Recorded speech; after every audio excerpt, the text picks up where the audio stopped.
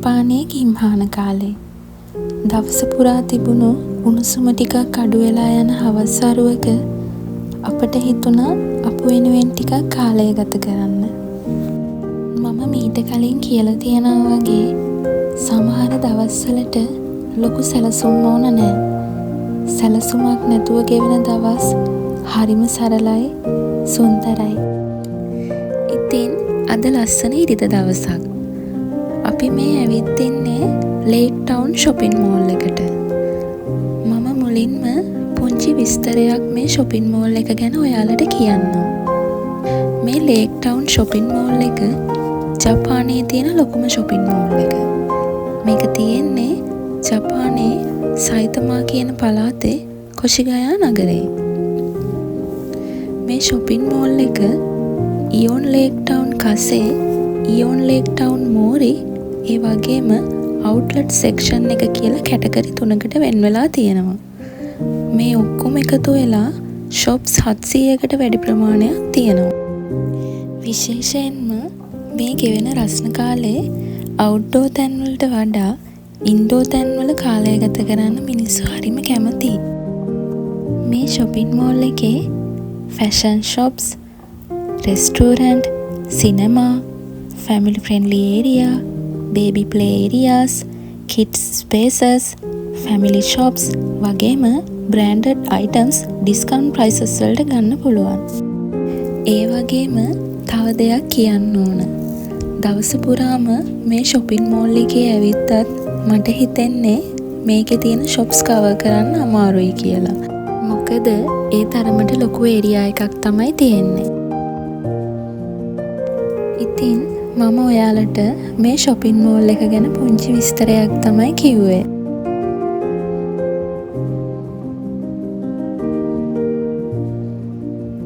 මේ ඉරත් පැහැලා ගිහින් කළුවර වැටීගෙන එන වෙලාව. ඉතින් අද අපේ පුතාගේ මූණ නම් ටිකක් හොඳ නෑ. මොකද කිව්වොත් මෙතනට එන ගමන් එයාට නිින්ද ගියා. මෝල් එකට ලං වෙලා තමයි නිින්ද ගියේ. ඒක ඉතින් ලොකු පොඩි කියලා ભેදයක් නෑ. අපි කවුරුත් හොඳ නිින්දක ඉන්න වෙලාවක අපේ නිින්දට බාධා වුණොත් අපේ මූඩ් එක අවුල් යනවනේ. ඒක තමයි මෙතනත් වෙලා තියෙන්නේ. අපි එක එක කෝලම් කරනවා පුතාව හිනස්සවන්න. ඒ වුණාට බලන්නකො හිනාවක් නම් නෑ.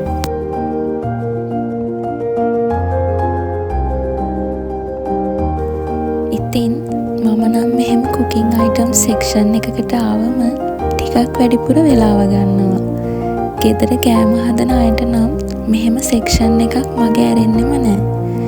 ගන්න දෙයක් නැතිව ආවත් ටික වෙලාවක් මෙතන නවතින එක නම් අනිවාර්යයි.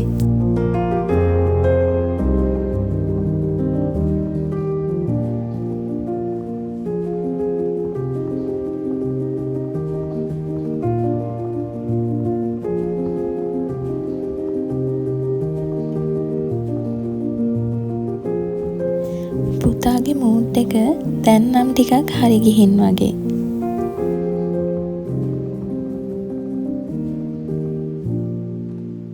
මේ වෙලාවේ අපි ඉන්නේ සාර මෙන්ස් සෙක්ෂන් එකේ. shopping mall එකට ආවම අනිවාර්යයෙන්ම යන තැනක් තමයි සාර එක. හැබැයි අද shopping mood එකේ හිටියේ මම නෙවෙයි. හස්බන්ඩ් තමයි.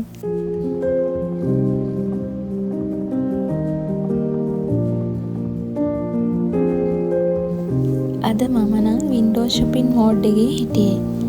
ඇත්තටම අපි කවුරුත් එහෙමයිනේ. ගන්නවට වඩා බලන්න තමයි ආස. බලනකොට නම් හැමදේම ඕන වගේ. හැබැයි ගන්න ඕන වෙද්දි දෙපාරක් හිතන එකත් අපි කවුරුත් කරන දෙයක් නේද?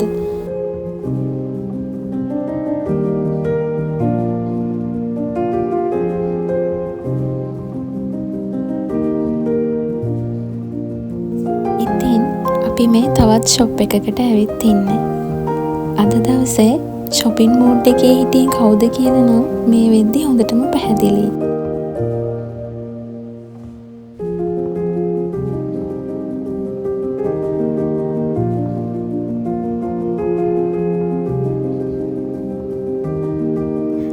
අපි ෂොප් වලම කාලය ගත කරලා වෙලාව ගියා දන්නේම නැතුව. දැන් නම් හොඳටම බඩගිනි නිසා අපි රෙස්ටුරන්ට් ඒරියා එක පැත්තට ආවා. හැබැයි අටින් පස්සේ කෑම ඕඩර් කරන්න බෑ. රෙස්ටුරන්ට් ඒරියා එක ඇතුලේ ඉන්න පුළුවන් වුණාට කෑම ඕඩර් කරන්න තමයි බැරි.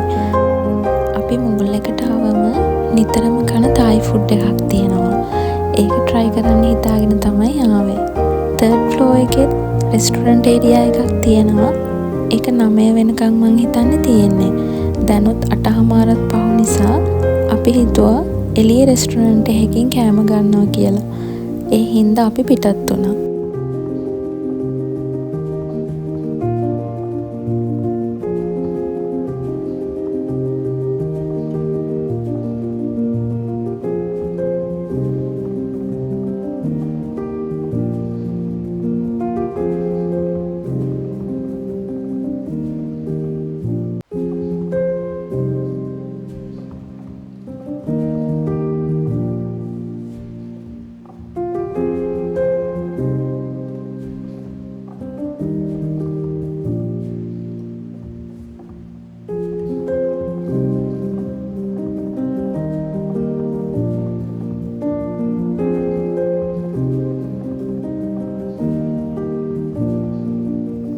ඉතින් අපි ආවේ සුකියා එකට.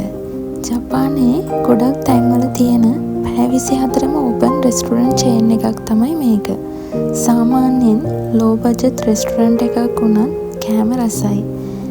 ඒ වගේම පෝෂන් එකත් හොඳට ලැබෙනවා. ඒ නිසා අපිත් නිතරම එන තැනක් තමයි මේ රෙස්ටුරන්ට් එකත්.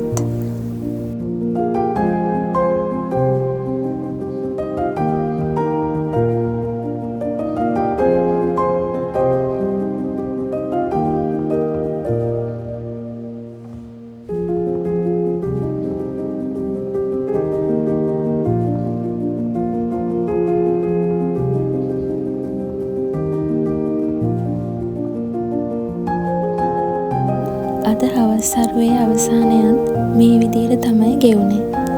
ඇවිදලා shopping කරලා සතුටු වෙලා අන්තිමට අපි කැමති කෑමක් එක්ක දවස අවසන් කරන්න ලැබීම සතුටක්.